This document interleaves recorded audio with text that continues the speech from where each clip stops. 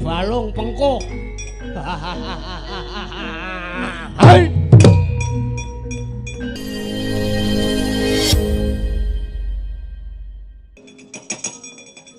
Pambukaning warana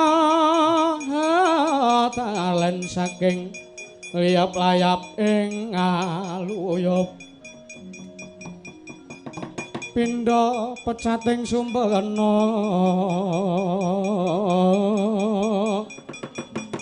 sumusuping rasa jati Om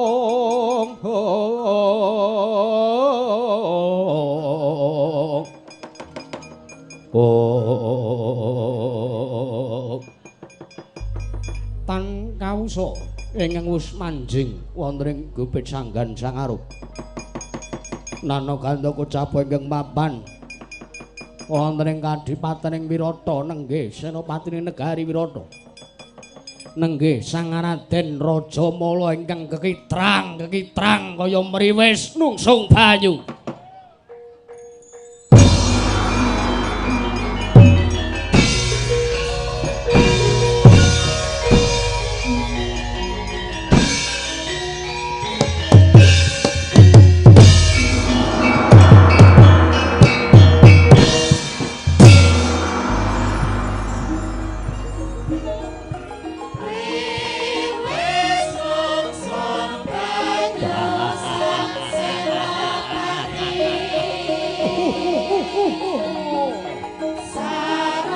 di wong Wirata ki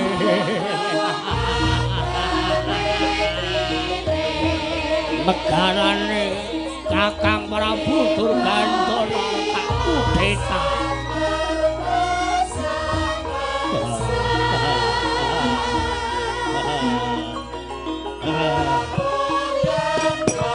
oh hei ngono oi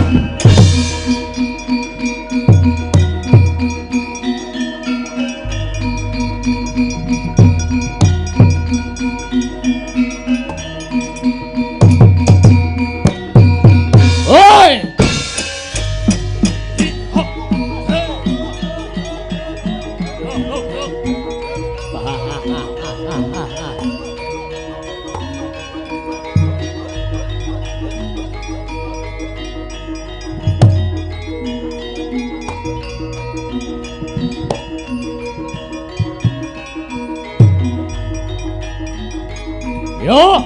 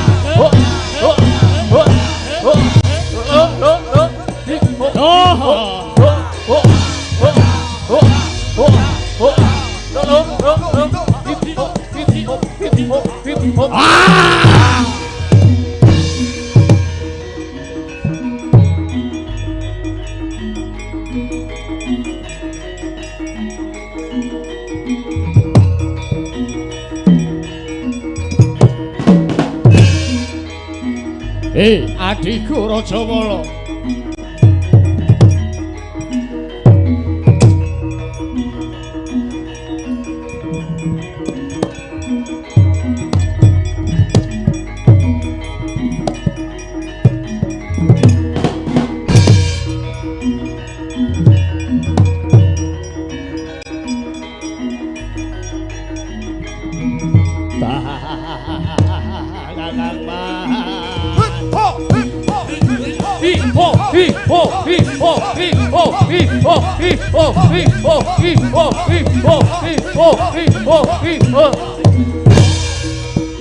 Sing nyenggake iki piye?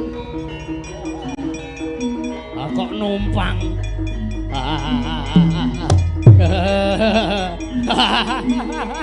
Wah.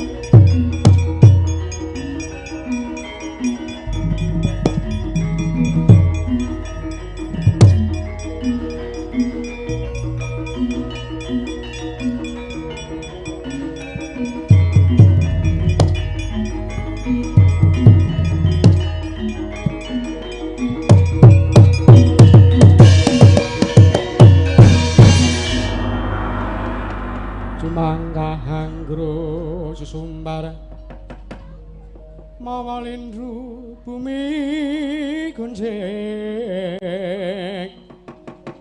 kumaludha guntur katok umop sang jalane diei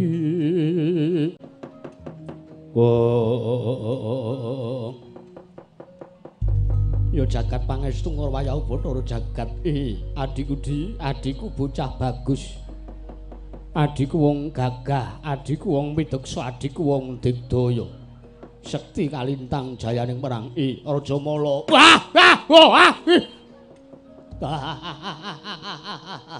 Nur mangke Kakang Mas kula wonten maring adawuh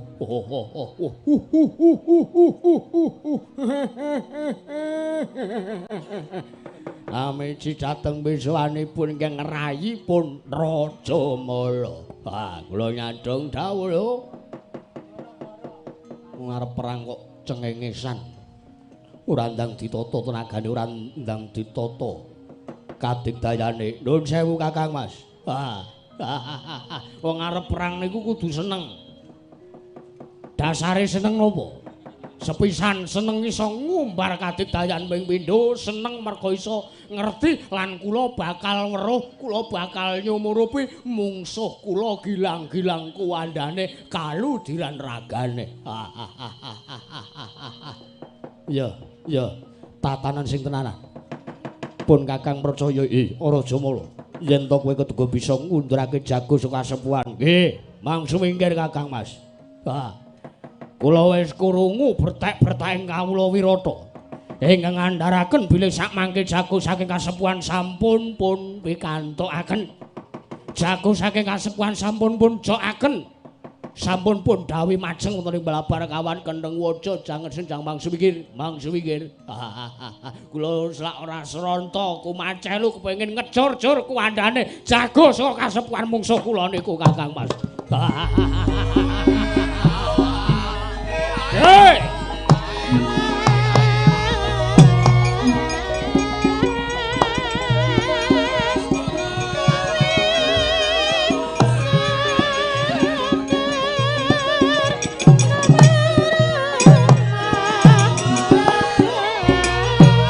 Nuwun pangestu.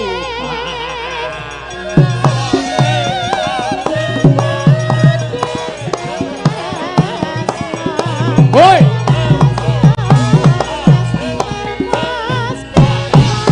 Ah.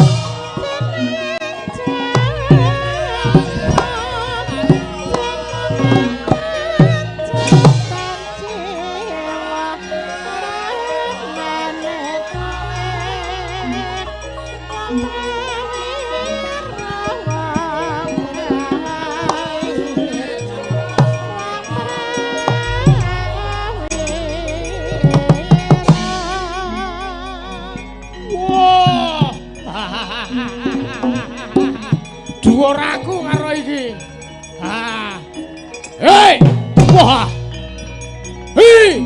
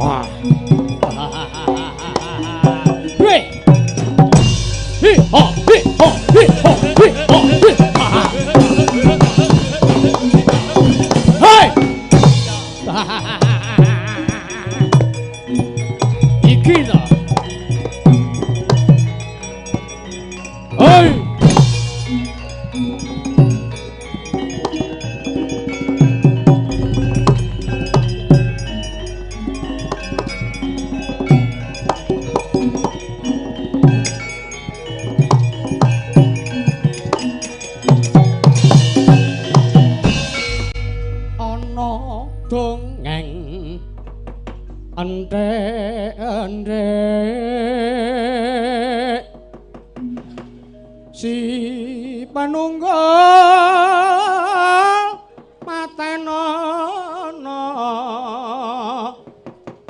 panunggul apa dosane ngunggule mring sasama aja ndak kualat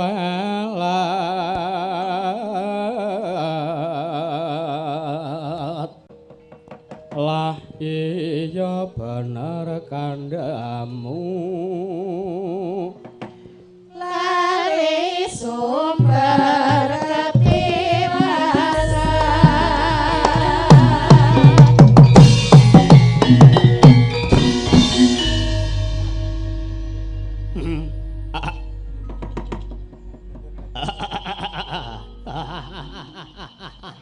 Walah dalam gua. Wah, entek amak kurang golek guyu nganti lumah-lumah. Lah jebulno mungsuhe karo aku ki teteke meh padha malah kepara dhuwur aku mbangane mungsuh utawa jago saka kasepuhan. Endes. Kowe tekan kene karo golek dalan pati apa piye? Saurunge aku ngomong akeh-akeh, saurunge kowe omong karo aku, saurunge kowe wawan sabda tak basani kowe. Sadurunge kowe omong akeh-akeh karo aku, luwih becik kowe bali wae. Aku ra sudi perang mungsuh kowe. Aku ra sudi perang mungsuh kowe. Ayo, nek kowe isih kena tak endakke becik, kowe mulya wae, mulya wae. Omongo bapakmu njaluk edit jajan. Mbangane kowe tekan kene wis munggah kene mengarep soroh nyawa kowe. Mbangane kowe mengko tak candhak tali gocimu. Tak tewu raimu dlasa ora eling kowe mah mlebu rumah sakit kowe engko. Wah.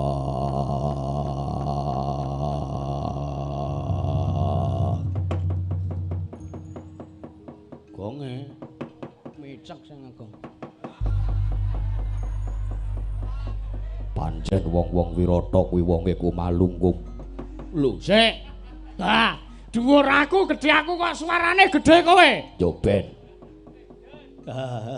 Aduh kok merinding aku. Asem ki ora. Oh, lah jebul suarane gedhe. Aduh, kok rada merinding iki aku mengkirik iki aku. Sing tatak, sing tetek, sing tangguh, sing tanggon. Nggih, anggepe apa? Mungsuh kaya ngene candhak tali gocine tewu teng drosor. Sapa kowe, Des?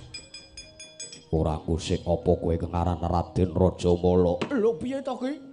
Haha, ngece tenane, meng kawula cilike suarane gedhe kaya yak-yak. Oh alah kowe iki wing kawula cilik kok kan swara ngendel-ndelke anggepe kowe didaya piye? Aku ki satria kondang, aku ki wong kondang, aku kondang sekti Rajamala. Kapal kae reti kowe? Jenengku kae. Kowe kok urung tepung karo aku ngece karo aku kowe.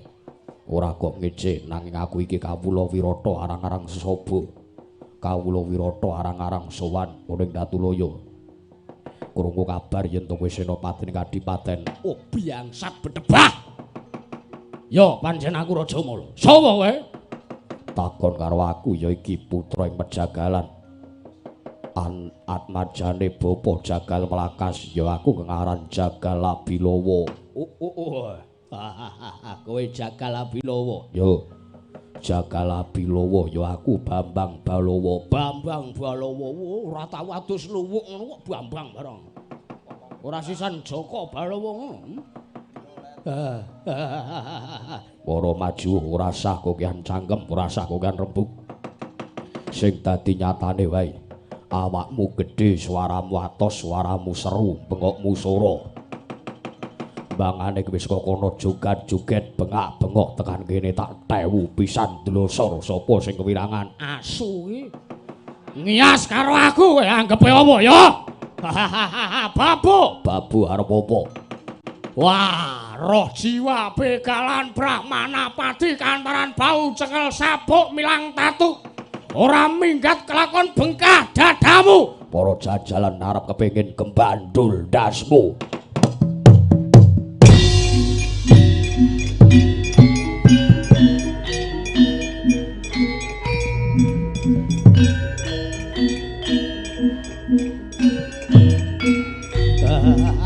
Jajal ning kene.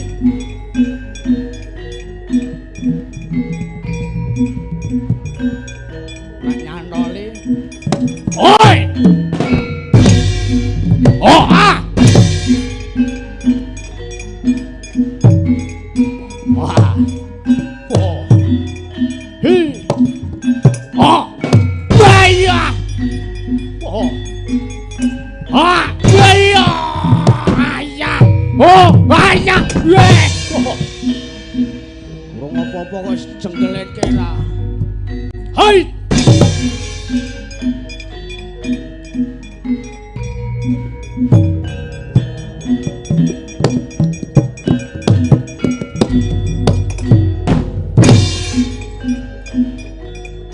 Ayo.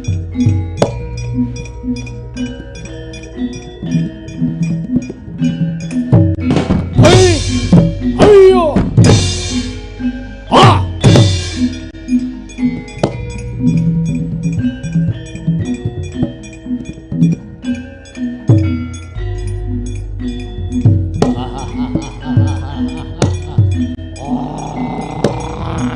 Hey! Hey!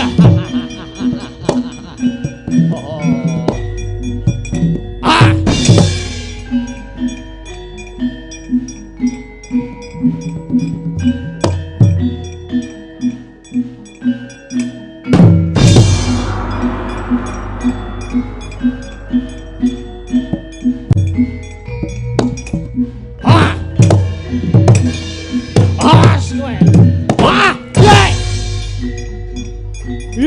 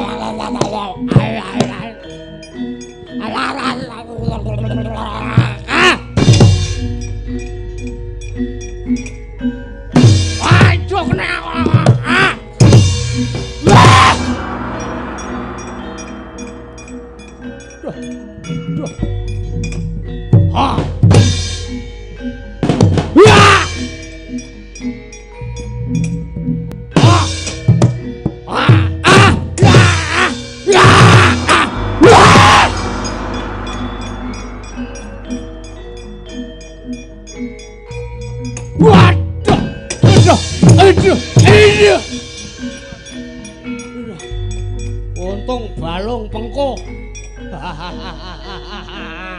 Hai.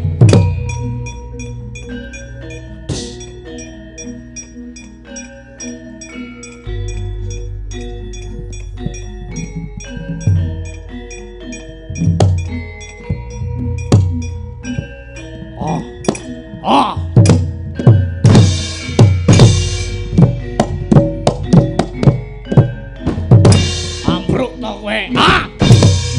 Iya. Hot.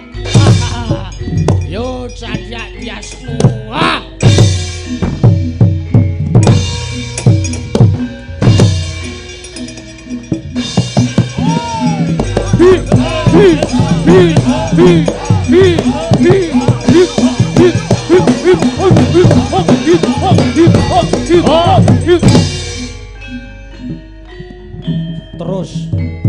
Terus Raja Mala, terus tewu terus.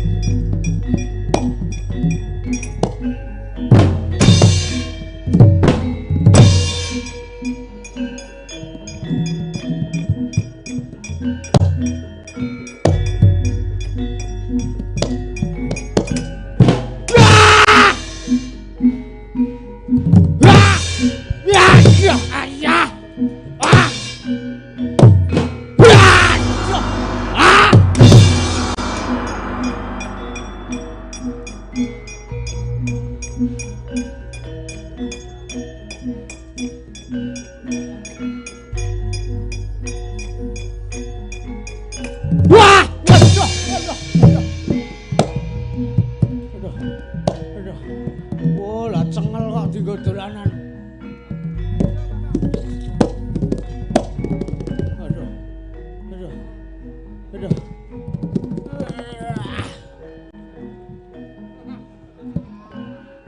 Hei!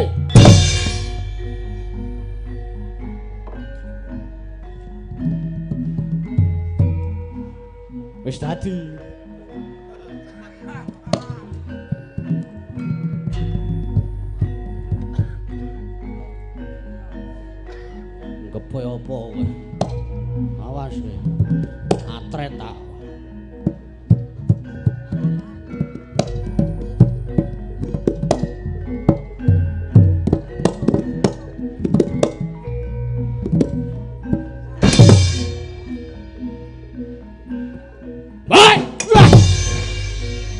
ora kenek. Ah!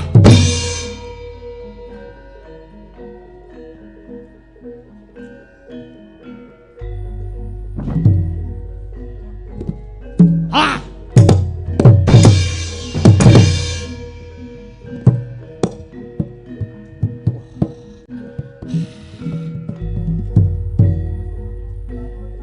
Oh. Yeah. Wah, Edian. Kial tenan balungane. Ha! Yeah.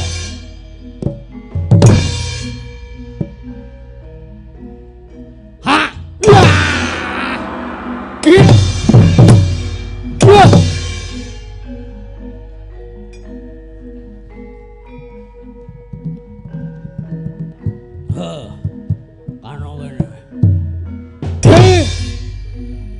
Awas. Drok banyak.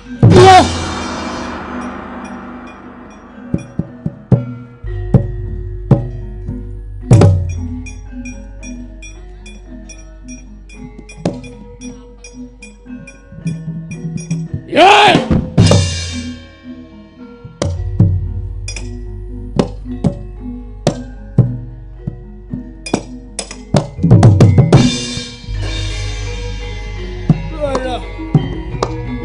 Aduh.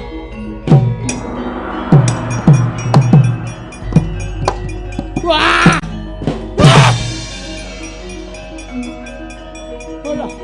Aduh, bahaya.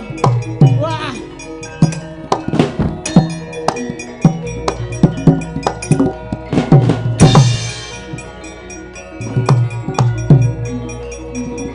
Aduh, bahaya.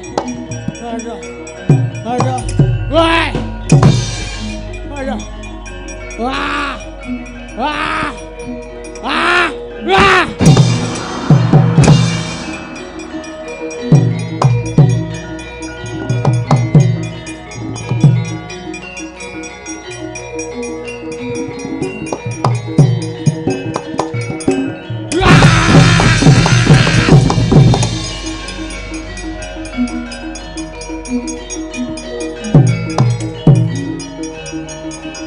Wah, ya!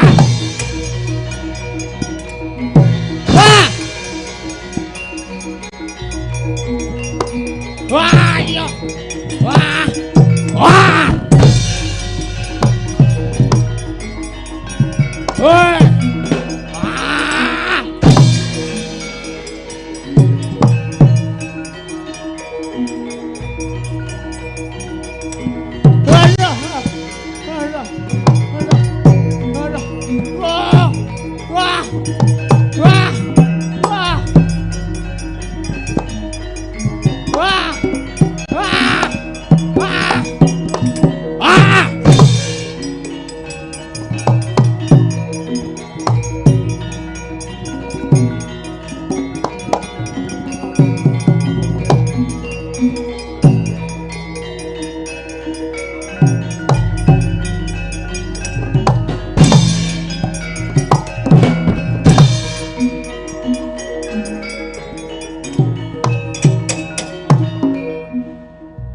Wah!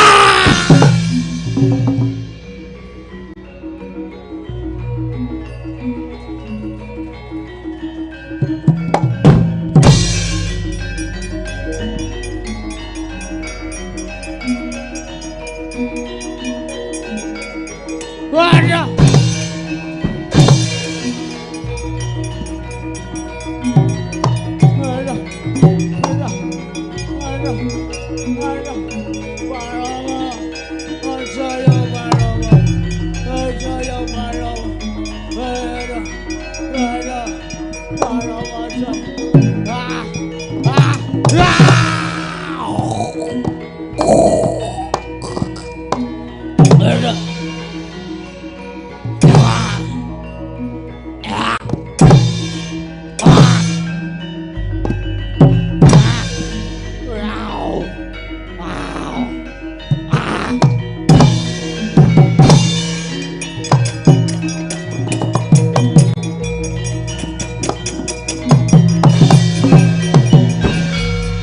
kadadian.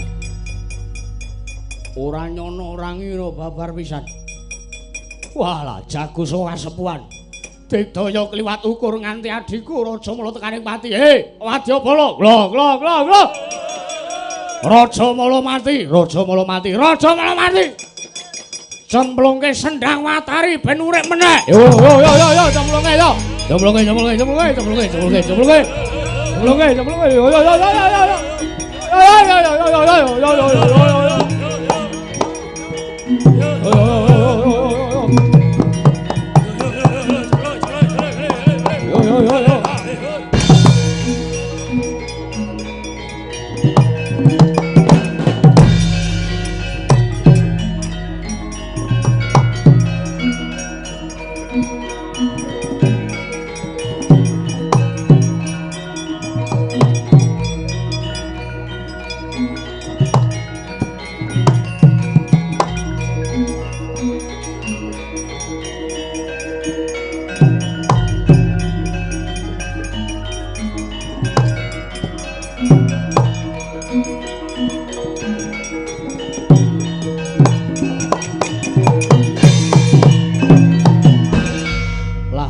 Wujuding sendang Watari.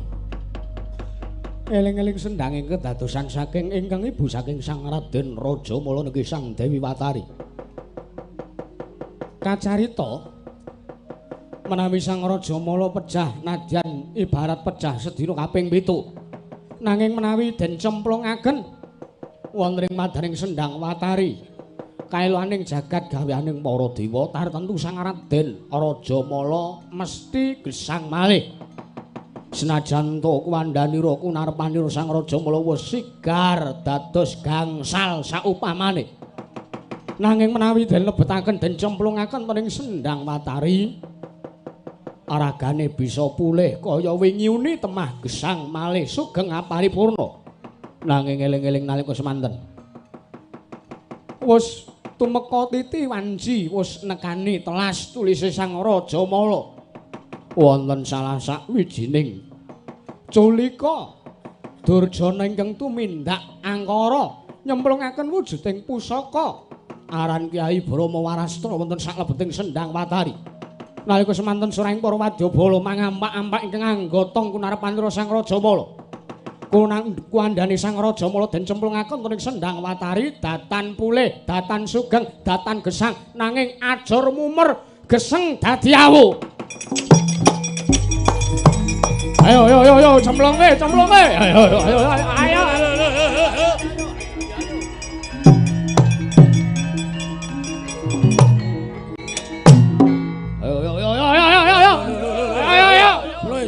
Sik abot iki awake tenan. Abot tenan iki. Abot tenan iki wah.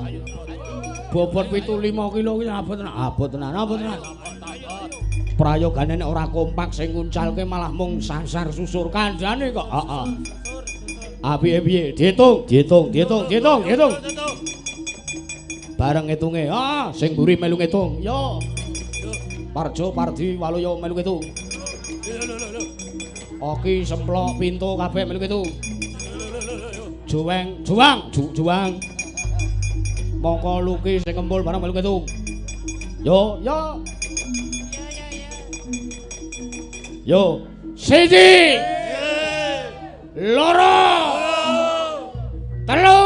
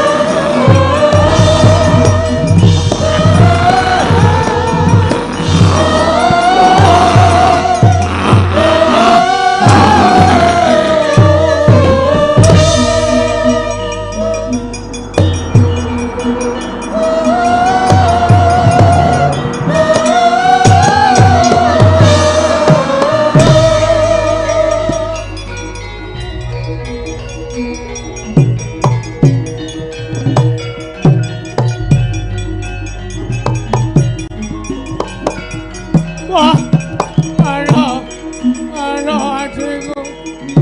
Wah, adikku Rajamala.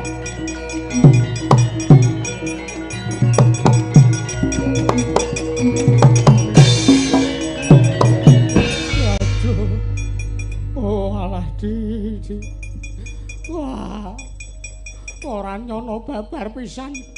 Ora adat saben kuwi yen kowe mati barat sedina mati ping 7. Nanging yen to kowe kinayoman dening Kang Ibu Dewi Watari mesti kowe bakal urip meneh, kowe bakal sentosa meneh.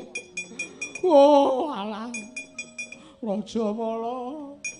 Rajamala kowe mati. Kowe mati ya jagone mati, botohe maju, Balawa aja minggat kowe.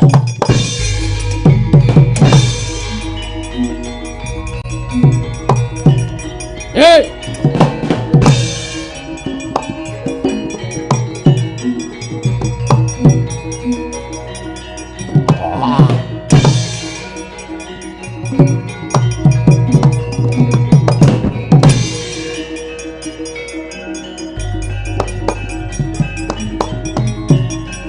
Parak menungso ora tatanan. Hei. Wadyabala. Yo. Balawa digoleki. Goleki.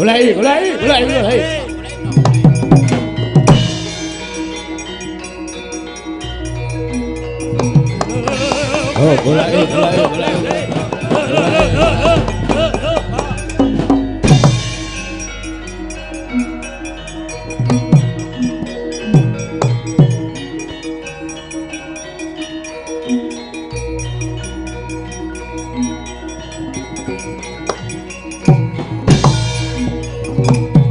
Niki napa niki ana pasar kok meneh sing goblok-brukan kok ngene. Oh alah.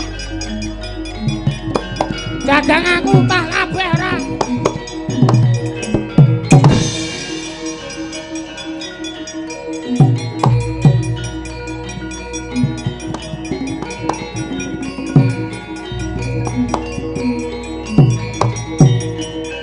Goleki.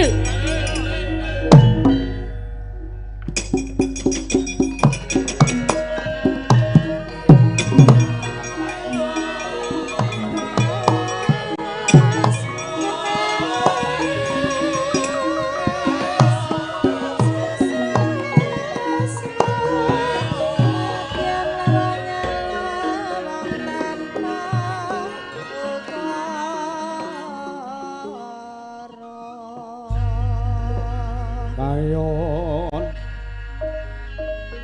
kate uping angin sumyak swaraning rong jeban samirana-ron mawur kulawan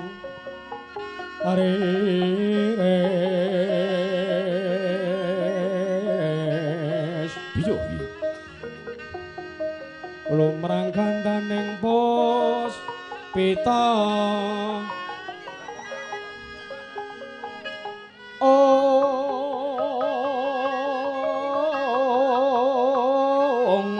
kareng klaning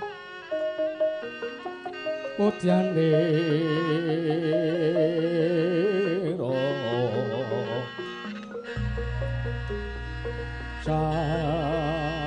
sanduco warong rengang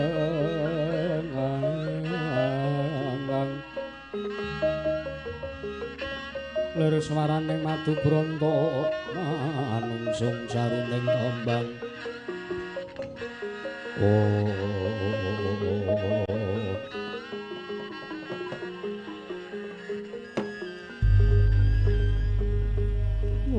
Kita Kanjeng Adipati keduga damel kagiat tiasipun ingkang abdi kula namung kawula alit kula menika namung derajate ngaceplek tiyang loro sak udon tiga sak urupan teka sak mangke kula pun prepeki dhateng paduka Kanjeng Adipati Kencaka Rupa. Salah.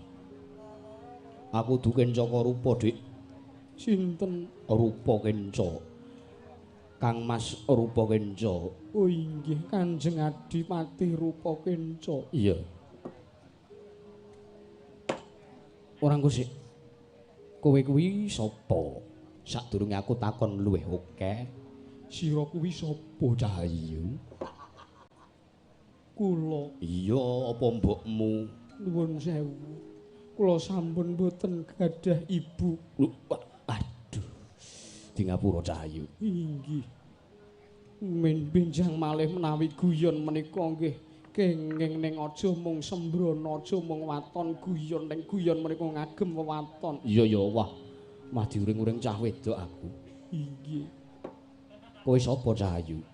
Inggih kula ingkang abdipun Salindri. Sapa? Salindri. Oh, alah. Sajak kowe Widawati ingkang suwarane gawe horeking jagat, mula sak jagat wirata ngerti marang sing jenenge Salindri. Sanes kula niku. Dudu kowe to? Sanes. Ya wis. Nuwun sewu Kanjeng Adipati Rupakenca. Mrepeki kalian kula kenging menapa wonten wigatos menapa lan menapa darunanipun. Nyata menika namung mapan wonten ing sak telenging peken teka mlebet wonten ing peken mrepeki kalian kula. Ora kowe iki kok gegeden rumangsa. Gegeden rumangsa pripun? Aku nemoni kowe iki ora kok aku arep kepiye-kepiye ning aku mung arep takon karo kowe. Mbok menawa kowe ngerti glibeting menungsa sing dedeg piadeke wong siji kaya dedeg piadeke wong lima ditumpuk dadi siji. Sing jenenge Jagal Bilawa. Kowe ngerti apa ora? Jagal Bilawa. Iya. Nuwun sewu kula mboten nate semerep, malah nembe sepisan menika kula midhanget asmanipun Jagal Bilawa menika. Oh alah. Ya wis. Mbok menawa ya wis tak lalekke wae ora apa-apa. Jalaran sing jeneng tekaning pati siji pesti loro jodoh telu tibaning wahyu lan pepati kuwi mung Gusti sing kagungan pirsa. Inggih. Kenging menapa paring dawuh mekaten. Patine adhiku Raja Mala kuwi saka tangane Jagal Bilawa. Ning gandeng aku wis iso mikir, gandeng aku wis iso ngandhake yen to pati kuwi sing ngerti mung Gusti, ya sing gawe urip. Patine adhiku Raja Mala tak ikhlaske, saiki aku arep tresna karo kowe. Nuwun sewu. Piye Salindri? Menapa menika mboten keduga kesusu? Apa ini tidak terlalu cepat? Ngono to karepmu? Inggih. Mbok nggih ampun kesusu to kula paduka mriku dereng tau tate semerep dhateng kula. Watak wantun kula menika dereng tau tate paduka pirsa. Hang alon-alon karo mlaku rak ya wis reti kaya ngapa bentukan apa? Oh, watekanmu ki lho Cahayu. Inggih. Ha iya, ki mumpung disambi karo kanca-kanca rombong aku sing do arep nguyak Balawa iki men do mandeg sik mangan mie, ya. Aku tak rembukan karo kowe. Inggih. Piye upama aku dadi siji karo kowe piye? Mergo garwa kadipaten ki durung ana. Ning kadipatenku kuwi urung ana prameswari utawa wanita sing njejeri lungguhku ning kadipaten. Piye? Umpama kowe lha kowe iki aja ndeni rasa rumangsa kowe iki mung kamulet cilik, kowe iki mung getibal, kowe iki mung ngabdi upamane. Kowe aja duwe panyakra bawa sing kaya mangkono ning kowe tak pilih menapa bakal dadi jatuh kramaning wang. Ya jatuh kramaning sun. Ning wang barang. Merga kowe iki sepisan ayu, ping pindho tak sawang kowe iki gaweanmu kuwi akeh. Teges kowe wanita ingkang setya bekti marang wong kakung ketitik saka tanganmu kuwi ingkang akeh otote, otot bebayune telapakmu kuwi. Tanganmu kuwi akeh banget. Telapakan kula. Iya. Kathah menapanipun Kapal kuwi. Mertandake yen to kowe iki wong wedok sing tansah nindakake laku dharma, kowe iki perjuanganmu gedhe ngono, gampangane ngono. Inggih. Iya. Lho kowe tak pilih. Nuwun sewu Kanjeng Adipati. Iya. Adipati Minak Jingga ngono. Dede panjenengan menika. Manut sun mundhen. Mboten sah no. Men kaya waloya kok ya ora. Nuwun sewu. Piye? Menawi paripaksa kula kedah ngladosi bekti dhateng Paduka kula mboten saged. Lho, sebabe Kula menika sampun gadhahi guru lagi, kula sampun gadah semah. ketok. Ketok saka telapukan mripatmu kuwi ingkang wis rada melorot. Kuwi nandhake yen to kowe iki wis duwe guru lagi, kowe wis mbojo. Inggih. Lah bangkekamu kuwi ya rada modot, rada mbegar, kuwi mertandake yen to kowe wis tau duwe anak. Ya to? Inggih. Aku ki reti kok. Apal aku kuwi? Ayat ah. Di wong arep milih wong wedok kuwi pancen sing ati-ati. Ning aku nyumurup saka liring ing netramu kowe kuwi wanita sing jujur, wanita sing ora tau goroh. Inggih. Iya, ora apa-apa, tak tembunge ning bojomu. Mbangane kowe karo bojomu ming keloro-loro mergo bojomu mendina gawinane ngeslot ya to? Mboten. Ora piye, ora usah ngapusi. Mboten saged tumindak ingkang werna-werna awit kula mboten saged sumurup semah kula. Lho, mergane bojomu lunga apa? Mboten. Nanging semah kula menika sanes wujuding manungsa. Semah kula menika panjal maning gandarwa. Oh. Kagyatri sang kapirang urinangkul ginembet gambet.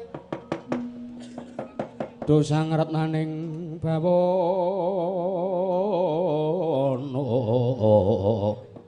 Ya tukang malang ati ya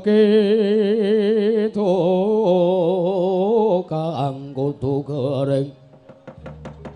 Oh. Walah ora pati ndugamana. Wah. Lagi iki aku weruh ana wong wadon wedok bojo gendruwo kuwi agi iki aku krungu. Ya ning ora dadi ngopo. Ya senajan rada bingung. Pikiranku iki rada werna-werna. Piye ana wong wedok kok menungsa bojo Gandharwa ki terus le anak-anak kepiye? Ingatanipun kula gadah anak kula pun dewasa. Edian. Terus anakmu wujudane kaya ngopo? Apa ireng kaya sing ning pojokan kono kae? Rada nyemer kae. Apa kepiye? Mboten anak kula menika bagus karang nurun kula. Oh, ya. Ya ora apa-apa. Salindri, Kula wonten maring dawuh. aku sago, aku lahir batin tresna karo kowe. Perkara Balawa kae mau tak ngalekke. Saiki aku tak takon. Inggih. Mapane bojomu sing wujud Gandharwa kuwi mapane ning endi?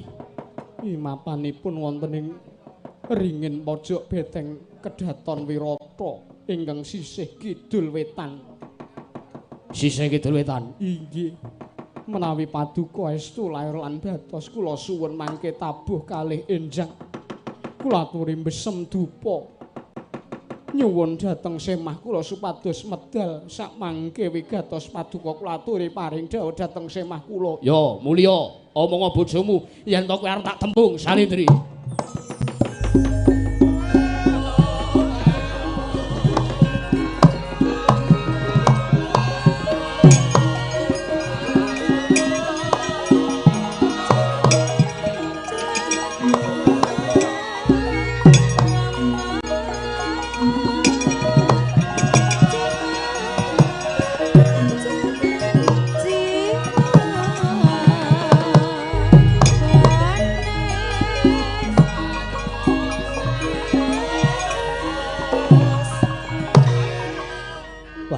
Bejo ora kaya rupa kenca marap. Marem. Nadan aku durung bisa nyanding kelawan kowe Salindri calon garwaku. Ning ora apa-apa, tak tekadi, tak tirakati. Gandharwa sing jare bojone Salindri. Entenono praptaku, bojomu tak tembung bakal dadi garwaku ning Kadipaten Wirata.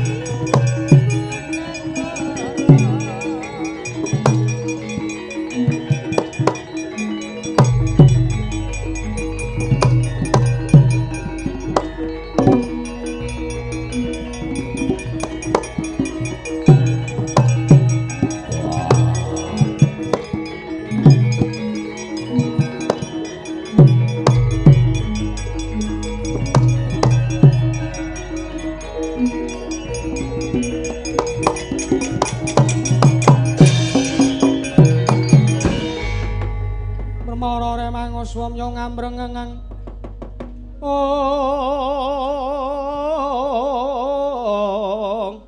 kadi karenaning kasuwase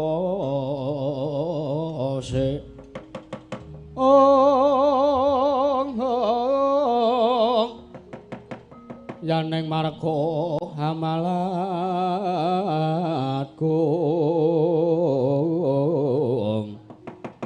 tumiring sang Gandawastrat maca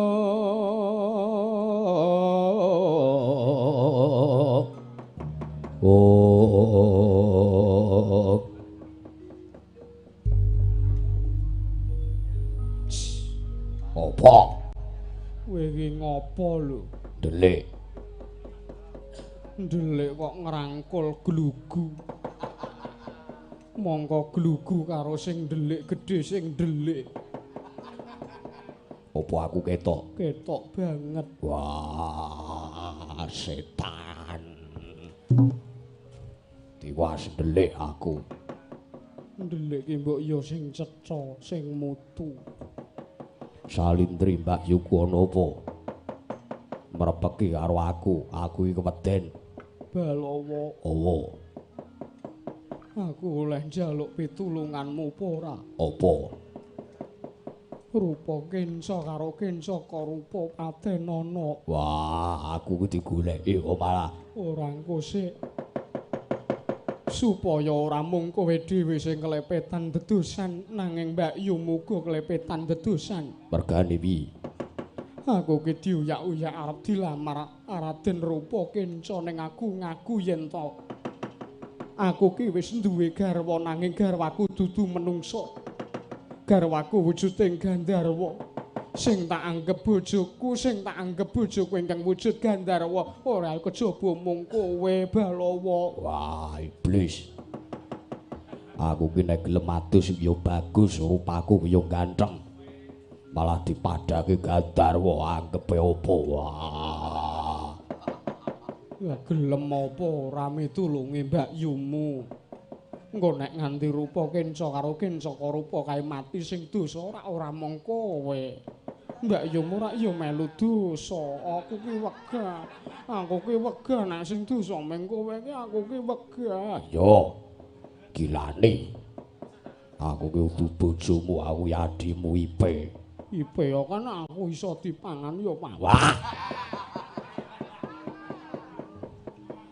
Ipe Monopati tumraping Balawa iya saguh apa ora saguh terus aku kudu kepiye iki wis nanggake wanci tabuh loro esuk ya kowe menyang ringin pojok beteng negara Wirata sing sisih ngendi kidul wetan eneng kono eneng Raden Rupa Kenca ingkang besem dupa Patenana patenane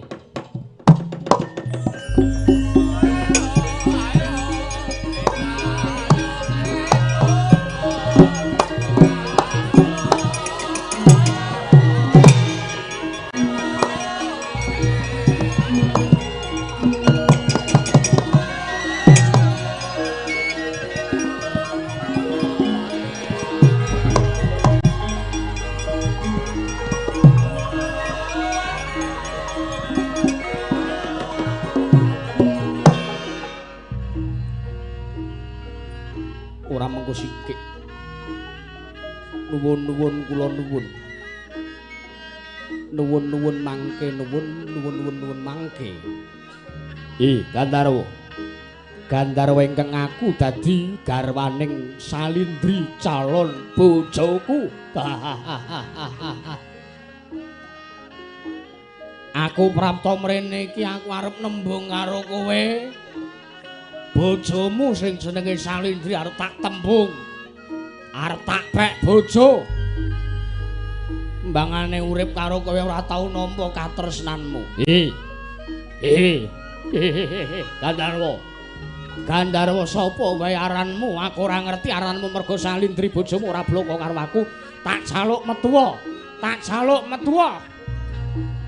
metu aku arep sak pejagong karo kowe aku arep duwe rembug karo kowe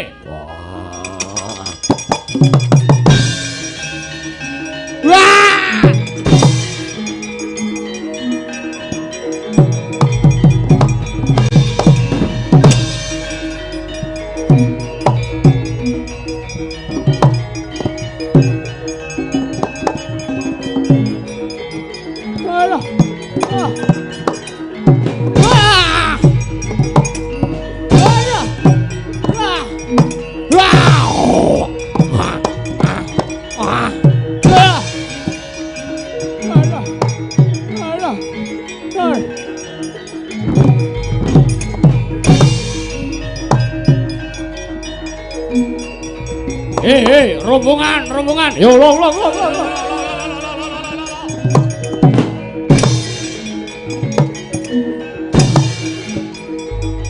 Parat gendruwo.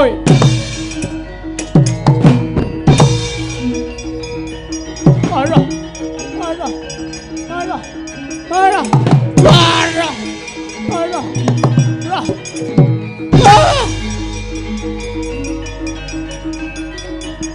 Yo, wah lah piye iki kok malah tekaneng mati. Kau mundur, hei. Ana pralaya.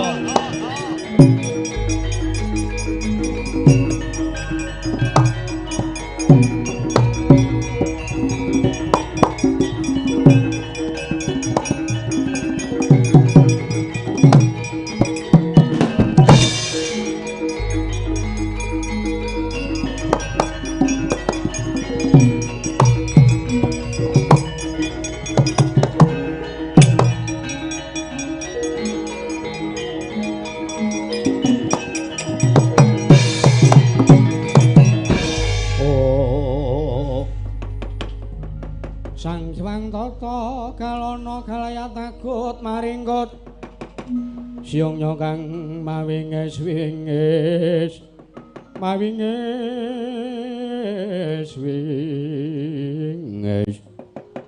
ora rupa rek kiri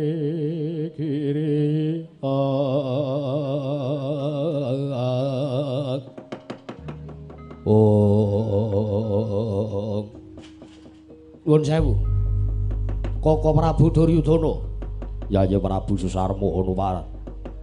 Mangke riyin anggen kula ngandhi kelawan paduka Kanjeng Koko Prabu kinarya ngecak peperangan wonten negaring Wirata. Nuwun sewu mriku kok kula sawang sepisan Raja Mala Senopati negari Wirata angka kalih rupa Kenca lan kembarane Kenca Karupa tumekaning mati mriku. Wah. Bejanipun kula kalian Paduka Koko Prabu. Hei.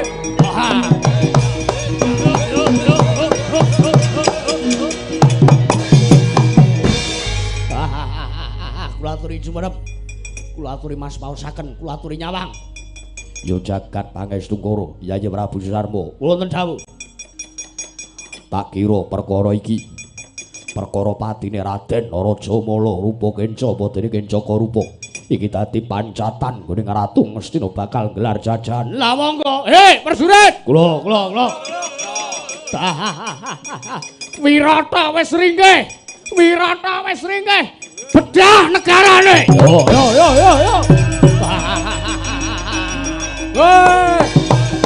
Hoi.